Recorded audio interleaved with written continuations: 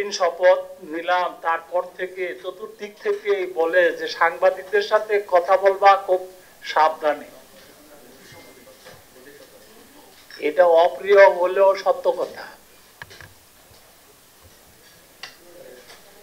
আবার পাশাপাশি এই কথাও তো চাউর আছে, যে প্রচলিত আছে, অতীতে যে নির্বাচন কমিশন যেভাবে কাজ করছে এর চেয়ে বাইরে নতুন কি আর দেখাবে,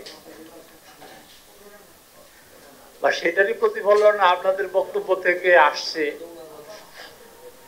যে সাংবাদিক নীতিমালার মধ্যে নতুনত্ব কিছু নাই। আপনাদের যে নীতিমালা, প্রস্তাবিত নীতিমালা, এখানে অনেক সুন্দর সুন্দর বিষয় এনেছেন আপনারা। এটা ঠিক যে নীতিমালা প্রণয়নের ক্ষেত্রে পূর্বেকার ট্র্যাডিশন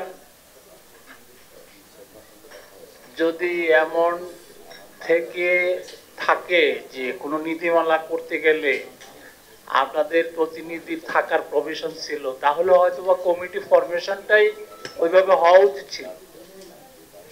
এনিওয়ে এখানে আগে কিভাবে ছিল আমার জানা নাই, বা কমিশনেরও জানা থাকলে, কারণ এগুলো অফিসিয়াল কাজগুলো একটা ট্র্যাডিশনালি সিস্টেমে হয়ে থাকে।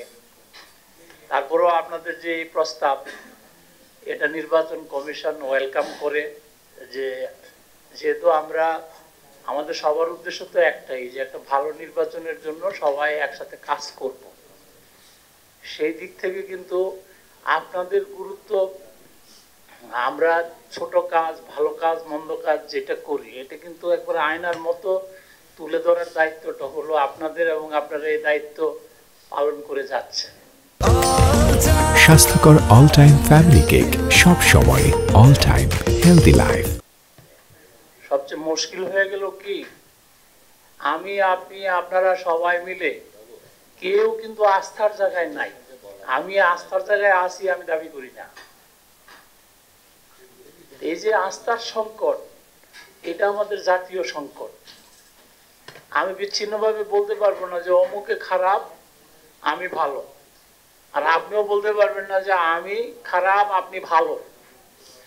এই যে অবস্থাটা, এর মধ্য থেকে আমাদের নির্বাচন কমিশনের যেটা প্রথমে যেটা বলছেন যে আস্থা পুনরুদ্ধার, সেই আস্থা পুনরুদ্ধারের ক্ষেত্রে, এবং এটা পারস্পরিক, প্রতিটি প্রফেশন, প্রতিটি পেশা যার যার জন্য এটি কিন্তু জীবন জীবিকার আর একটা দিক, এবং সবাই সবার প্রফেশনের প্রতি শ্রদ্ধাশীল।